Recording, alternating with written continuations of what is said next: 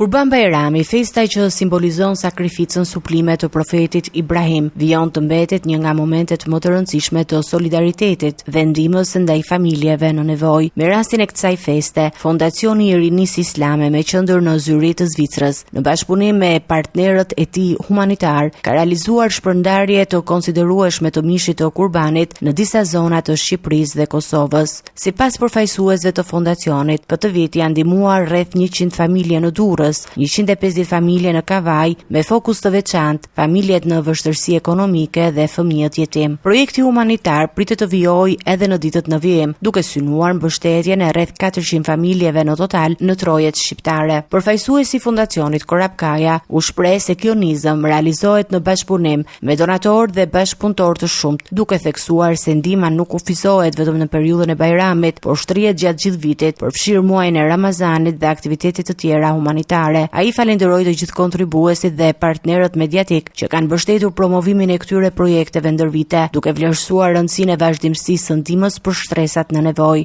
Po shpërndajmë pagët me mish për familjet në nevojë dhe fëmijët jetim. Në Durrës, ku po ndodhemi tani, do të përfitojnë rreth 100 familje të fëmijëve jetim. Gjithashtu pak më parë shpërndajmë edhe në Kavaj, ku përfitojnë 150 familje. Ky projekt do të vazhdojë sot edhe nesër, ku inshallah me bashkëpunim me Fondacionin Rinisë Islame, me donacionet e bashkëdhetarëve tonë bujar, do të mundsohen rreth 400 familje do të marrin ndihmë në këtë Kurban Bajram.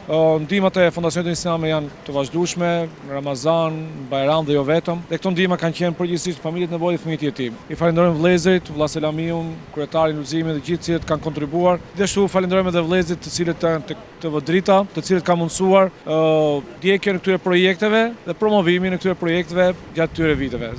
Ndërkohë, një nga elementet më të veçanta të këtij viti ishte zgjerimi i aktivitetit humanitar dhe jashtrojeve shqiptare. Në bashkëpunim me Fondacionin Sueseci, janë realizuar shpërndarje të ndihmave edhe në Afrikë, konkretisht në Ugandë. Sipas të dhënave të bëra publike, atje janë shpërndarë mbi 600 kurbane, nga të cilat kanë përfituar rreth 4500 familje në nevojë, duke e bërë këtë një nga projektet më të mëdha humanitare të realizuara nga këto organizata. Në krahasim me aktivitetet në trojet shqiptare, ku janë shpërndarë rreth 400 kurbane dhe kanë përfituar afro 1800 familje, organizatorët theksojnë se programi humanitar ka një shtrirje të gjerë dhe synon ndihmën e komuniteteve në nevojë, pa dallim vendi apo përkatësie. Sipas tyre, këto iniciativa humanitare e bëjnë bashkëpunimin ndërkombëtar të fondacioneve një nga shembujt më të spikatur të solidaritetit dhe ndihmës konkrete në ditën e festave fetare.